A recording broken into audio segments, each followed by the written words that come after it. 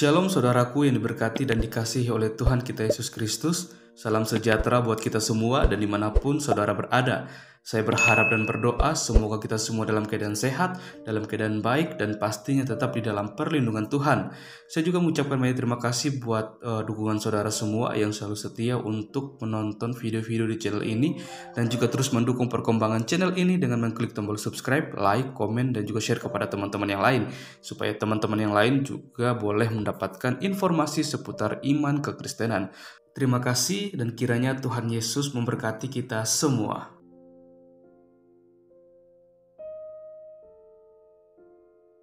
Saudaraku yang terkasih di dalam nama Tuhan Yesus, di kesempatan kali ini lagi-lagi kita akan bersama-sama menyaksikan suatu diskusi atau debat yang ini cukup memanas. Karena apa? Karena para apologet Kristen dibuat geram oleh seorang Ustadz Suma yang selalu saja berkoar-koar membahas tentang iman kekristenan. Tidak hanya itu, bahkan dia juga melontarkan setiap tuduhan-tuduhan liar dengan menggunakan data-data bodong yang digunakan untuk menyerang iman kekristenan.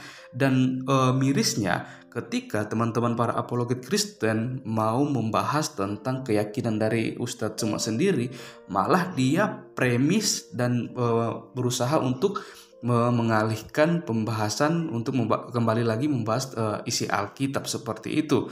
Entah mengapa Ustadz Suma ini sangat tidak suka sekali mau membahas tentang keyakinannya dia. Malah dia sangat tertarik untuk membahas keyakinan atau iman orang lain, atau mungkin ada maksud terselubung di dalamnya, ya kita tidak tahu. Maka dari itu mari kita lihat bagaimana tanggapan dan juga respon serta reaksi dari para apologet Kristen mengenai hal ini. Selamat menyaksikan, Tuhan Yesus memberkati.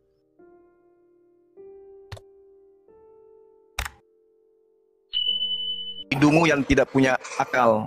Masakan kamu mengambil Yesus di Talmud? Tujuan Yesus itu dirajam dan di Sanhedrin 43 itu dikatakan digantung. Itu tidak disalib. Tak ada penyaliban di situ. Itu digantung, dirajam lalu digantung di Sanhedrin. Dan kalau itu yang Anda jadikan sebagai acuan, Anda harus siap.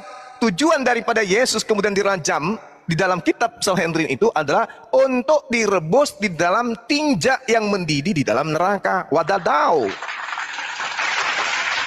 Memalukan sekali. Bible sudah tidak bisa bertahan untuk menyatakan Yesus yang disalib. Sehingga dengan gelap mata mengambil kitabnya Yahudi, yaitu kitab Talmud. Padahal itu adalah kuburan bagi Kristen. Assalamualaikum warahmatullahi wabarakatuh. Adik-adikku semua yang ganteng-ganteng, cakep-cakep, baik-baik hati. Waalaikumsalam warahmatullahi wabarakatuh. Guru Naku yang kami hormati dan cintai. Tadi ada yang mutaknya Korintus. Flavius Josephus dikeluarkan oleh Katolik. Dia bagus-bagusin, bilang dari punya Yahudi. Nah, udah naik. Itu bukan Yahudi tuh. Itu Katolik yang ngeluarin Guru Naku. Itu Katolik. Oke, Juma. Sekarang saya mau bertanya sama kamu ya. Iya. Kamu sudah akui bahwa Yesus direbus di tinja di neraka? Sudah, yang penting. Oke, bagus. Sudah ya, tahu teman-teman. Sudah kalah, Juma. Alhamdulillah. Kematian, ya. Saudara si Timotius yang pernah berutang motor ke saya ini sudah diakui. Yesus mati. Namun hanya satu literasi itu pun dalam Al-Quran yang menyatakan Yesus tidak mati. Itu pun literasi yang keluar 600 tahun sebelum Masehi, sesudah Masehi. Oke. Bagaimana menurut Yesus? Bagaimana menurut Yesus? Apakah dia mati atau bagaimana? Tunjukkan dalilnya bahwa dia Yesus akan mati. Cuma di mana dalilnya? Di mana? Tunjukkan ke saya. Sekarang bertanya. Tunjuk ke saya mana dalilnya Yesus. Sama kamu. Saya sudah jawab pertanyaanmu, giliran saya. Mana dalilnya? Emosi dia. Dia bawa data. Atau yang satu biasa tap-tap. Oh, dia bawa data. Wadidaw. Assalamualaikum Bang Juma. Waalaikumsalam warahmatullahi wabarakatuh, adikku. Masya Allah. Dia bawa data Sanhedrin berani-beraninya. Justru kita tidak mau bawa Talmud sepanjang kita diskusi karena di situ hancur kalian dibilang di dalam. Astagfirullahaladzim, ya Allah yang karim. Kita lihat salah satu Ros Hasanah 17a. Umat Kristiani dan siapapun dari mereka yang menolak Talmud akan dimasukkan ke dalam neraka dan akan dihukum di sana bersama seluruh keturunannya. Wadadau. Serem. Serem. Oke, Juma, saya mau bertanya sama kamu. Ya, akui dulu bahwa Yesus akan direbus di neraka. Itu urusanmu. Lo kok jadi saya? Kita tadi berkata tentang kematian Yesus, bro. Bahwa dia Ya. benar-benar mati, bahwa Yahudi di dalam kitabnya meriwayatkan kematiannya. Udah? Terus? Mau kamu menang perasaanmu, ya sudah urusanmu. Sekarang saya mau bertanya. Kasihan. Kontak dulu. Oke? Kami tadi. Gimana? Iya, Itu silakan. melecehkan Yesus malah dipakai. Ini gimana? Waras mintanya orang. Iya, namanya umat dungu ya begitu. Umat dungu ya Jangan merasa gitu. pintar. Jangan merasa Waras Ya, enggak kamu kau ini. dungu. Itu kitab yang menghina Yesusmu. Kau pakai dungu. Waras enggak kau ini. pintar. Kami Sekarang kasih ketika Sugi sekarang kalau dua yang berkata benar, dua berkata benar, satu berkata salah, siapa yang harus dibenarkan di situ? Hah? Dua perkataan yang serupa, satu yang berbeda, siapa yang harus dibenarkan? Jangan membenarkan Al-Quran, jangan membenarkan siapa-siapa. Tapi tanya Yesus. Yesus yang harus Anda tanya. Wahai Yesus, seperti apa kamu akan meninggalkan bumi ini? Caramu meninggalkan bumi ini seperti apa? Tanya Yesus. Nah, Yesus Sugi yang akan berkata- menguraikan seperti Sugi apa berkata- dia nantinya akan pergi. Dengarkan, Sugi berkata Juma berangkat ke Bandung. Kores berkata Juma berangkat ke Bandung, dan saya berkata Juma ada di Makassar. Tentu saya yang kalah. Oke. Sekarang Juma sendiri yang mengaku bahwa dia akan pergi berdasarkan apa yang tertulis tentang dirinya di dalam Matius 26 nomor 24. Anak manusia memang akan pergi sesuai dengan apa yang ada tertulis tentang dia. Ayo. Aduh, jangan main repot-repot lah. Mampus. Siapa suruh dungu? Ini sudah berapa kali nih teman-teman Kristen saya sampaikan ini data. Yesus mengatakan anak manusia memang akan pergi sesuai dengan yang ada tertulis. Berarti memang harus ada tertulisnya. Kalau berbicara mengenai ada tertulis pada zaman Yesus, berarti kita perjanjian lama dong. Bukan perjanjian baru, tapi perjanjian lama. Gitu teman-teman. Nah, apa yang tertulis tentang Yesus? Di perjanjian baru, apa di perjanjian lama? Nah, carilah di sana. Di mana Tuhan tertulis menyerahkan dan membunuh, membolehkan membunuh kepada orang yang suci. Cari di sana. Ada nggak? Boleh nggak membunuh orang yang tidak bersalah? Ada nggak dalilnya? Tertulis di dalam kitabnya orang Yahudi. Tak ada. Lalu Yesus pergi dengan cara apa? Ya dengan cara itu tadi. Dia diangkat, lalu yang menggantikan adalah orang terkutuk. Begitu. Timothy, kamu itu sudah berapa tahun berutang motor ke saya? Sampai sekarang kau belum bayar utang kau itu. Cuma aku berikan kau motor. Kalau Ninja. kau bisa, kalau kau iya motor ninja. Kalau kamu bisa kemudian membuktikan kalau Yesus pernah dicium sama Maria Magdalena, aku kasih data. Mampus langsung kabur. Motornya mana motornya? Kau masih ingat Timothy? Janjimu motor kalau Yesus dicium sama Maria. Kau minta dalilnya saya kasih. Ternyata kamu bohong sampai sekarang motornya nggak ada. Jadi kamu sudah beriman ke kitab Talmud ini? Timothy, kamu sudah percaya kitab Talmud? Akal ini ditanya diam. Jawab. Kamu sudah beriman kepada Talmud? Kau sudah percaya kepada buku Talmud? Timothy siapa, bro? Kau lah. Siapa bro? Jangan dipikir kau tidak tahu. Kamu sudah percaya Talmud tidak? Oh, kau salah, Juma kau bilang saya Timothy. Ya udah, nggak usah kau bohong-bohong. Kau sudah percaya tidak ke Talmud? Kau sudah beriman ke Saya Talmud? Timothy, orang-orang pada kenal saya loh. Coba tanya saya siapa. Kamu sudah Timothy. percaya Talmud tidak? Jawab. Kamu kau bilang saya Timothy itu loh. Wah, urusanmu lah itu, mau pura-pura kayak Paulus, Oke, terserah sekarang mula. saya bertanya tadi. Tunggu dulu. Kamu sudah percaya Talmud? Jawab. Sudahlah. Kamu sudah percaya kita Talmud? Kita kan cari data pembanding. Saya bro. tanya kamu, saudara Timothy, kamu sudah percaya Talmud? Kita kan cari data pembanding. Iya, makanya kau bandingkan dengan buku yang menghina Tuhanmu. Itu namanya dungu. Sudah. Berarti kau percaya berbicara Talmud? tentang kematian. Berarti kau percaya Talmud? Kau percaya Kita Talmud? berbicara tentang kematian loh. Iya, berarti Kau tidak kamu usah percaya cari remis, Talmud? Juma. Berarti kamu percaya Talmud? Nggak penting begitu buat kamu. Kamu tuh gurunda. Saya tanya, kalau kamu mengambil data seperti itu di Talmud, berarti kamu percaya Talmud, betul? Nah, di Talmud dikatakan dia mati. Di Talmud juga dikatakan dia direbus, ditinja di neraka. Talmud mengatakan jauh sebelum Al-Quran ada, dia sudah ada. Jadi sudah. Berarti kamu mengiyakan isi Talmud. Kita Betul. bicara tentang kematian. Iya, cocok. Yesus dirajam. Kalau Yesus Oke, dirajam, sekarang saya mau bertanya. apakah di dalam imanmu Yesus dirajam, dilempari batu? Lama sekali orang ini. Ya, makanya Saya mau bertanya kok. dites otakmu dulu. Di dalam Baru paham Talmud, kau. Talmud Dari tadi kamu itu sudah bertanya dikatakan loh. Yesus mati karena dirajam, dilempari batu. Di agamamu, Yesus mati karena disalib. Mana yang benar?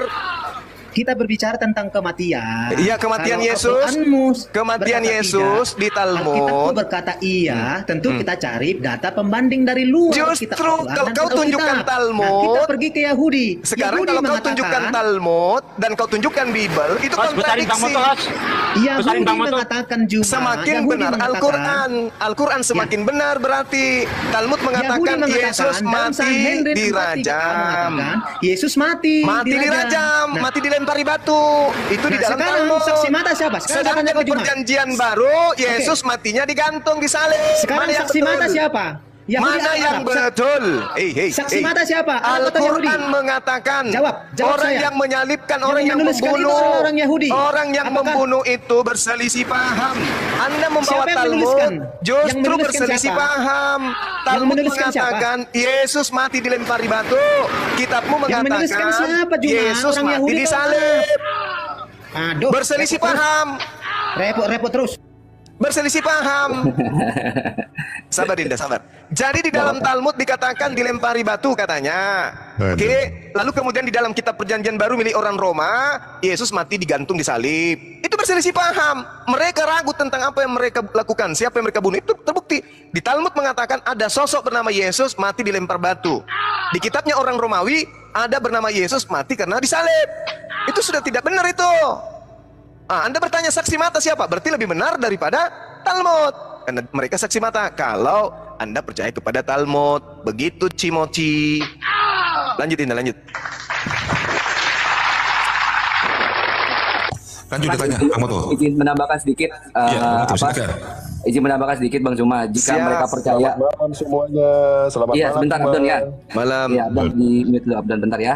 Jadi kalau mereka tadi si dia tuh pakai data yang ini seharusnya ya lambang salib diganti lambang batu. Soalnya Yesus kan mati dirajam. Dirajam. Itu yang pertama. Terus yang kedua, Jangan lupa lambang tai juga dong. Lambang tai kan diberi tai. terus yang kedua ini kalau dia percaya pakai Talmud ini, bentar Abdon, kalau dia percaya pakai Talmud, terus dia percaya ini Onkelos kemudian pergi dan membangkitkan Yesus, orang Nazaret. Membangkitin Yesus tuh Onkelos tuh. Imanin itu, udah imanin. Masih mau datang besok. Jadi Onkelos yang membangkitkan Yesus. Yesus. Onkelos itu siapa? Rabi Yahudi, dia Rabi yang konvert. Manrasa no, masih mau datang besok. Ya, tapi di Alkitab itu ada Yesus loh. Cuma ada 2 Yesus. Memang. Kamu pelajari belum? Udah. Jadi satu namanya satu Yesus Barabas yang tidak Iya. disalibkan. Nah, sekarang saya tanya, Barabas artinya apa, Ya, Saudara tunggu Abdon? dulu. Penyamun. Bukan Ya, penyamun. Yesus yang namanya Ada aja. Iya. Jadi Barabas artinya apa? Satu dulu. Jadi kan kalau dalam Quran ada juga Isa yang tidak disalibkan, Terus ya kan? Nah kira-kira itu siapa? Ayo. di mana? Ya, Kamu mau dalam katakan Quran itu kan nggak Isa ada 2 gitu? diserupakan. Isa ada 2? Ya, jadi kalau enggak biar kamu jadi paham, ya Matius 27 ayat 17 ada 2 Yesus, Yesus yang disebut Kristus yang disalibkan, Yesus Barabas yang tidak disalibkan. Kira-kira Quran ini Yesus yang mana nih? Isa yang mana nih? Al-Quran tidak mengatakan yang disalib yang tidak disalib Ya, siapa Nabi Isa. itu? Tapi Ya, Nabi Isa yang diangkat tidak ke disalib langit. siapa? Nabi Isa diangkat ke langit. Tuh, ke langit mana itu? Tahun Apa? berapa? Apa? Tahun berapa? Kan Quran itu tahun 700. Ya. Tapi yang mengatakan itu adalah pencipta langit dan bumi yang maha melihat. Pencipta. Allah. Siapa itu? Allah Kamu Subhanahu wa taala. Karena kamu kenal. Kamu kan Kalau nggak kenal. Bible siapa tahun Bible 400 siapa baru yang mengatakan itu? Jangan Eh? potong-potong dulu. jangan Kalau Bible potong siapa dulu. yang mengatakan itu? Tahun 400 baru ada Bible itu. Yang mengatakan siapa? Saya dengan gurundamu dulu, santai aja. Iya, ini pertanyaan Bang Juma nih. Tahun 400 itu yang ngatain siapa? Iya, kamu diam Lanjut, duduk Bang manis Juma. saja. Ya. Jadi kalau bicara tentang Isa, kamu bilang Allah yang bilang tahun 700 toh? Emang Yes. Quran itu udah ada enggak? Ya. Al-Quran, wahyu Allah yang menginformasikan bahwa yang disembah Ya. kemudian oleh orang Kristen itu bukan Nabi Isa. Enggak ada Kristen di situ. Enggak ada Kristen. Ya, yang itu, yang korban di atas Kan di salib Arab. yang kamu sembah kan? Ya kan Isa putra Maryam. Kamu nggak tahu siapa itu? Lah, Isa putra Maryam itu diangkat ke langit. Yang disembah mana? kalian Tahun berapa? itu, yang kalian sembah itu Tahun yang berapa? disalib. Ngarang aja. Tahun berapa? Begini, Tahun 700 Saudara gitu. Saudara Abdon, Enggak, penyaliban enggak, itu tahun memang berapa? ada. Penyaliban Tahun itu berapa? ada, Saudara Abdon. Penyaliban Berapa itu memang itu? ada, Saudara Abdon. Tidak ada Penyaliban itu penyaliban memang dalam ada, Saudara Di Abdon. mana tempatnya? Penyaliban itu memang ada. Udah turunkan orang Di ini. mana? Di Komal-Komal orang ini udah pernah diterima. Karena kalau dia berbicara, orang berbicara itu tidak pernah diam. Makanya dia gila permanen. Si Dungu selamanya nyembah Yudas. Udah dibilang Al-Quran mengatakan tragedi penyaliban itu ada. Oke, jadi nggak perlu lagi tahun berapa, itu Dungu namanya. Ya, penyaliban itu memang ada. Orang digantung di atas tiang salib itu memang ada. Oke, tetapi yang disalib itu adalah orang terkutuk. Nabi Isa, orang suci diangkat. Yang menggantikannya di atas tiang adalah orang terkutuk. Bukan masalahnya siapa-siapa. Masalahnya jelas siapa yang terkutuk pada saat itu. Gitu loh. Al-Quran tidak mengatakan ini yang terkutuk, ini yang tidak terkutuk. Tidak. Al-Quran hanya mengatakan Nabi Isa terangkat. Selesai. Yang menggantikan ada, yaitu orang yang diserupakan dengan Nabi Isa. Nah, ketika Nabi Isa terangkat, siapapun yang menggantikan, yang pasti Nabi Isa tidak disalibkan. Nah, sekarang permasalahannya di ente. Ternyata yang disalib itu orang terkutuk menurut Paulus. Nah, kalau yang disalib ini orang terkutuk, maka kita cari siapa oknum yang terkutuk ini, apa sebabnya dia terkutuk. Gitu. Jangan kau ganggu-ganggu Quran. Al-Quran sudah mengamankan bahwa Nabi Isa yang datang kepada Bani Israel tidak disalib, aman. Kenapa tidak disalib? Karena dia orang suci. Ternyata kita punya saudara Yahudi mengatakan bahwa yang disalib pun adalah orang yang terkutuk. Berarti betul bukan Nabi Isa yang disalib. Karena yang disalib ini orang terkutuk. Cari sekarang siapa yang terkutuk ini. Begitu Abdon, begitu Timothy. Cara belajarnya biar nggak dungu permanen. Bro, itu orang Arab menurut Muhammad. Nah, kaitannya dengan Ismail, ya sudah lari. Kalau menurut kriteria Muhammad ini, gimana gitu menurut ya? Sugi? Oke, saya. Gini. Sudah ada dari dulu, bro. Ya, dengarkan saya. Jadi kalau di dalam sejarah ya, ada dua bangsa yang kemudian paling getol menjaga sanad mereka, yaitu Bani Ismail dan Bani Ishak. Diterangkan kemudian dari keturunan sejak baginda Rasulullah Muhammad SAW dituliskan sirah nabawiyah ini, di situ sangat jelas nasabnya. Nabi Muhammad SAW bin Abdullah bin Abdul Muttalib bin Hashim bin Abdul Manaf bin Qusay bin Kilab bin Murrah bin Ka'ab bin Lu'ay bin Galib bin Fir bin Malik bin Nadir bin Kinanah bin Khusaimah bin Mudriqah bin Nabi Ilyas, lalu kemudian Ilyas, lalu bin Mudlar bin Nisar bin Ma'ad bin Adnan. Lalu dari Adnan dijelaskan bin Adad bin Humaisa bin Salaman bin Tat bin Buis bin Qumah bin Abi Awan bin Nasid bin Hisa bin Buldas bin Yadaf bin Tabiq bin Janim bin Jahim bin Nazih bin Maki bin Maki bin Maki bin Maki bin Lid bin Afgar bin Ubaid bin Abdiyah bin Hamdan bin Sunbur bin Yasribi bin Yahsan bin Yalhan bin Arawih bin Arawih bin Lid bin Disah bin Aisar bin Afnan bin Ayam bin Miqhad bin Nasir bin Sarih bin Sumay bin Missi bin Uda bin Uram bin Khazar bin Ismail bin Ibrahim sampai kepada Nabi Ibrahim, terjaga silsilah beliau. Nah, mudah-mudahan saya nggak keliru. Nah, sekarang tolong tunjukkan kalau Paulus ini orang Yahudi. Paulus bin, jawab.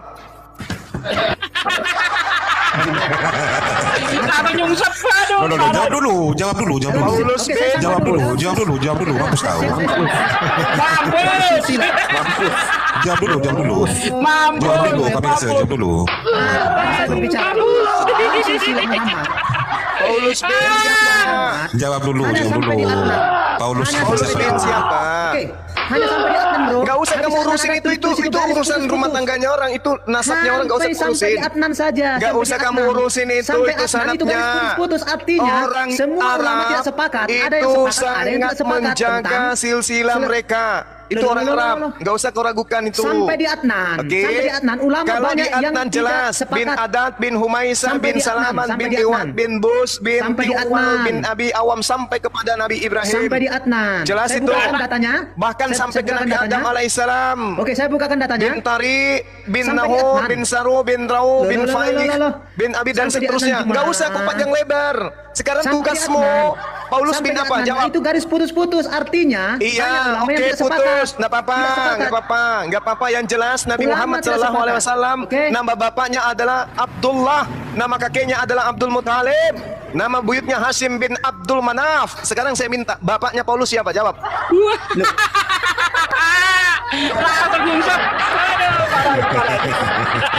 Kalau engkau minta di Al-Quran, di Alkitab, bapaknya Paulus, sekarang kau tunjukkan silsilah Muhammad dalam Al-Quran. Tunjukkan saya akan Kenapa tunjukkan. jadi kayak begitu? Saya minta nama bapaknya Paulus, kau ambil dari buku manapun, dari buku daftar utangmu, dari buku daftar istrimu, dari daftar tagihanmu, dari buku Tatang Sutarma, terserah. Saya cuma mau tahu Paulus nama bapaknya siapa? Jawab. Di dalam Alkitab dikatakan dia adalah dari suku Benyamin. Saya tidak tanya dari mana, yang saya tanya nama bapaknya siapa. Ingat Bung, ingat. Paulus memberikan kalian 14 buku. Oke? Harus Anda tahu ini Paulus siapa? Pencuri ayam kah dia? Atau siapa? Anak keturunan pesina kah dia atau siapa? Tolong tunjukkan nama bapaknya Paulus siapa? Jawab. Kenapa kau lari ke situ? Loh, saya punya tugas sudah selesai. Nabi Muhammad Sallallahu Alaihi Wasallam bin Abdullah, dengarkan bin Abdul Muthalib, dikatakan orang bin Hashim, bin Abdul Manaf, bin Qusay, bin Kilab, bin Murrah. Saya minta Al-Quran, itu sirah Nabawi. Nah, sekarang saya tanya sama mu, tunjukkan kemudian siapa nama bapaknya Paulus.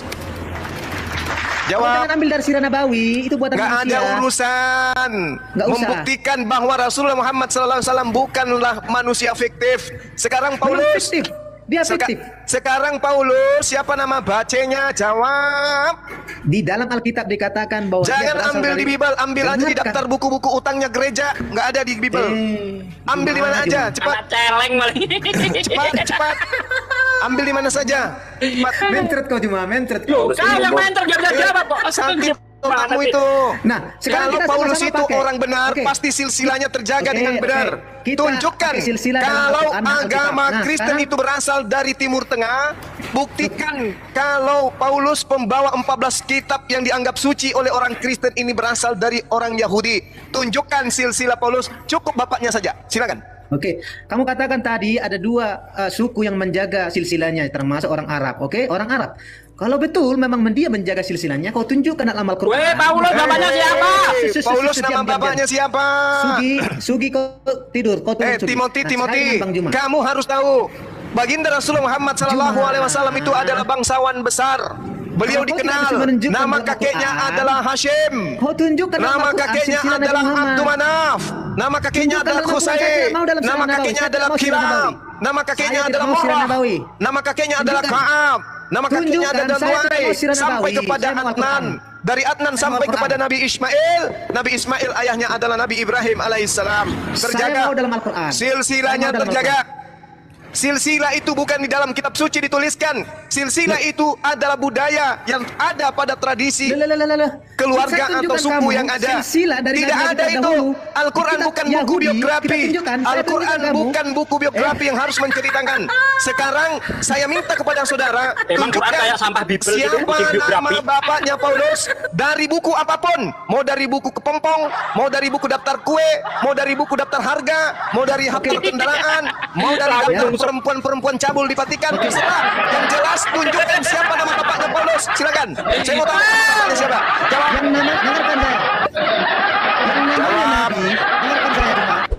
Yang namanya Nabi di kitab Yahudi selalu ada silsilahnya. Nah, Paulus di dalam Kisah Para Rasul 23 11 13 nomor 1. Saulus adalah Nabi. Saulus di dalam kitabmu Kisah Para Rasul 13 nomor 1 disebut Nabi. Tolong, siapa nama bapaknya Paulus? Jawab. Kan dulu saya cuma. Saya tidak perlu. Itu ada silsilahnya.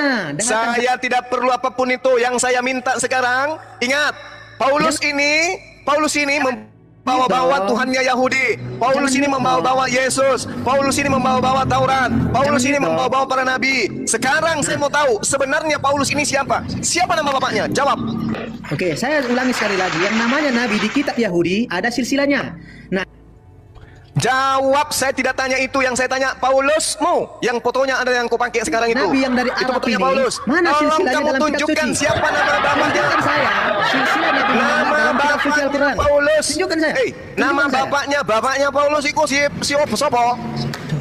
Jenenge siapa? Nama bapaknya Paulus itu sopo? Dia dari suku Benjamin, bro. Ya, dari suku Benjamin, nenek matamu suwe. Bagaimana kau mengatakan dia dari suku Benjamin? Sementara dia itu adalah kelahiran Roma. Paulus itu orang Roma. Bukan betul. orang Yahudi Paulus itu. Betul. Dia lahir di Yunani, bro. Iya, makanya siapa nama bapaknya? Kalau dia orang Yahudi, siapa nama bapaknya? Tapi dia orang Parisi. Mana buktikan Dari siapa suku nama Benjamin. bapaknya? Nama bapaknya siapa? Oke, kita pakai standar yang sama. Kau tunjukkan dalam Al-Quran silsilah Nabi Kenapa Muhammad. larinya Akan ke saya tunjukkan dalam Al-Quran? Alkitab. Tidak begitu. Saya tidak minta di Bible. Saya tidak minta di Bible. Saya minta dari surat apapun. Mau dari atap rumah, mau dari dinding, atau mau dari lantai, atau dari kresek WC.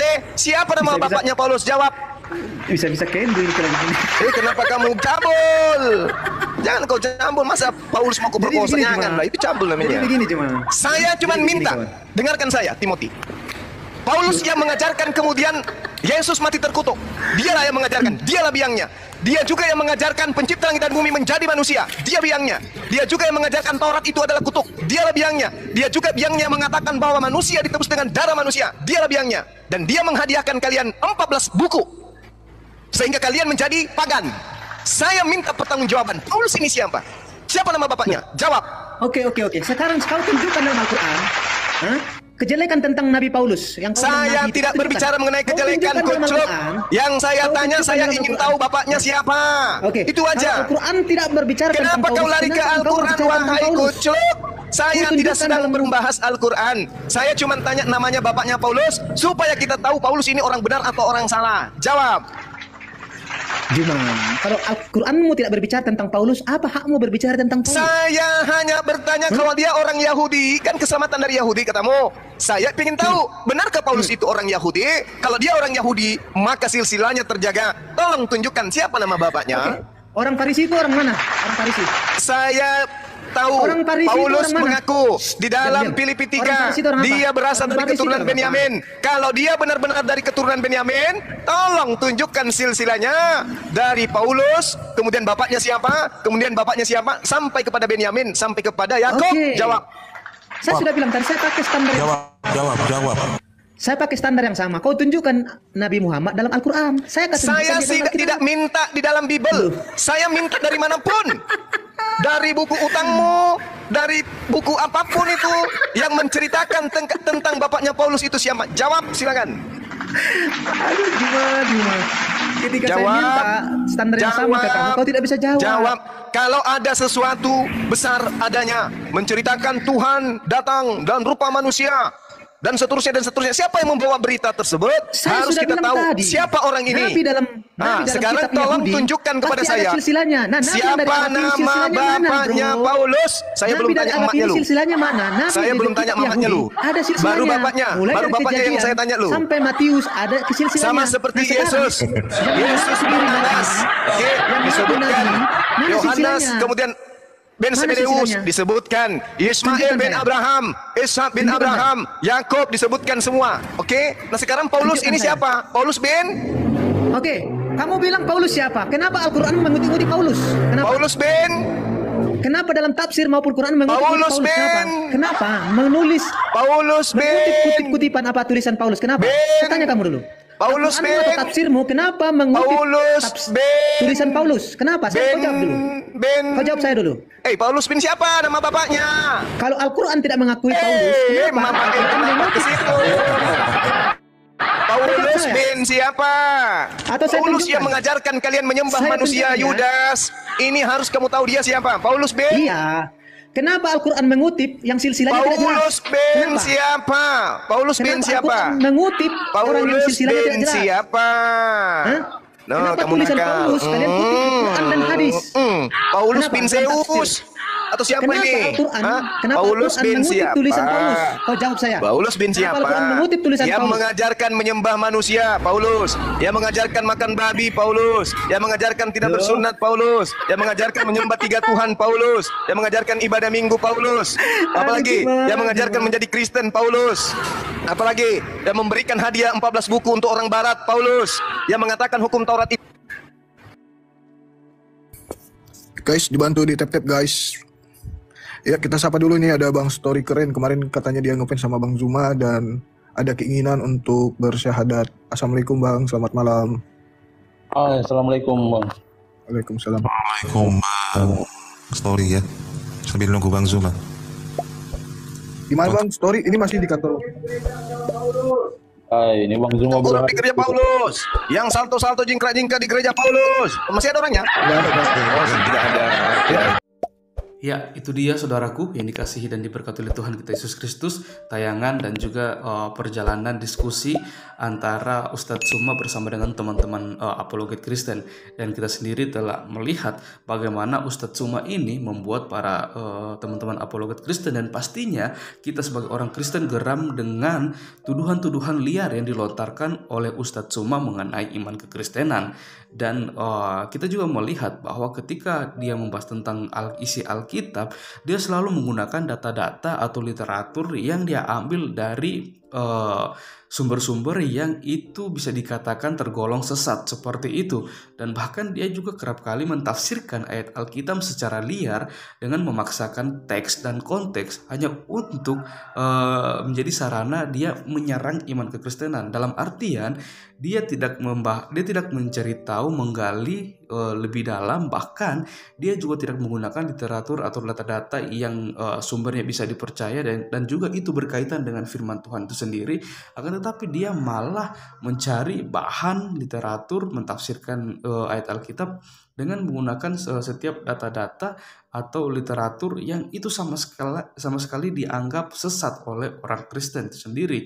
Dan bahkan dia ini juga kerap kali kalau ketika membahas tentang Yesus Kristus dan tentang Rasul Paulus, seakan-akan dia mau mengatakan bahwa kita ini sebagai orang Kristen merupakan orang yang menyembah Rasul Paulus seperti itu.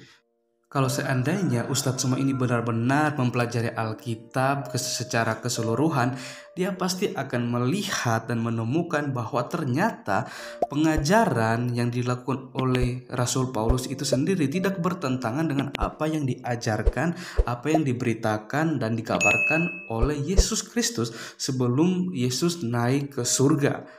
Dan bahkan pengajaran yang diajarkan oleh Rasul Paulus itu sendiri sama sekali tidak bertentangan dengan hukum Taurat. Bahkan Yesus pun di dalam Injil Matius bahwa dia datang bukan untuk tidak meniadakan hukum Taurat, akan tetapi menggenapinya. Dan hal inilah yang tidak dipahami oleh seorang Ustadz Zuma. Karena apa? Karena memang niat Ustadz Zuma membaca Alkitab hanya untuk mencari-cari di mana ada letak kesalahan, dan itu dijadikan suatu bahan untuk dia gali, dalam artian dia gali dengan menggunakan data-data atau literatur yang sesat, bisa dibilang seperti itu, dan dia jadikan hal itu untuk berkoar-koar dan menyerang iman kekristenan. Seharusnya kan ketika Ustadz Zuma ini sendiri belajar Alkitab, ya dia harusnya membaca juga dari awal kejadian penciptaan sampai pada Wahyu, supaya Ustadz Zuma ini melihat dan mengerti rentetan, ya, karena pasti dari kejadian sampai Wahyu ini tidak ada suatu hal yang terputus, tapi dari PB ke PL, dari PL ke PB selalu ada benang merah yang itu menyambungkan dan berkaitan dengan apa yang disampaikan atau apa yang dituliskan di dalam PL seperti itu. Ya, seharusnya itu yang dipahami oleh Ustadz Zuma, tapi ya kita tidak tahu ya apa maksud dan tujuan dari Ustadz Zuma sendiri. Ya kita hanya bisa berharap dan kita hanya bisa berdoa supaya suatu saat nanti Ustadz Zuma sendiri dan teman-teman polemikus lainnya bisa sadar dan mereka bisa mempelajari Alkitab secara benar dan baik, dan bahkan sungguh-sungguh mencari kebenaran, bukan kesalahan di dalamnya. Ya, kita terus berdoa untuk teman-teman para apologet Kristen dimanapun mereka berada yang terus memperjuangkan iman kekristenan, supaya mereka terus dipakai Tuhan secara luar biasa dengan hikmat Tuhan untuk membukakan, bahkan mengabarkan, memberitakan setiap kebenaran, kabar baik, kabar sukacita kepada setiap orang, dan di balik semuanya supaya nama Tuhan Tuhan dipermuliakan, dan banyak jiwa yang dimenangkan untuk kemuliaan nama Tuhan. Oke teman-teman, mungkin sekian video dari saya di hari ini. Sekian, sampai bertemu di video saya yang selanjutnya, dan Tuhan Yesus memberkati kita semua.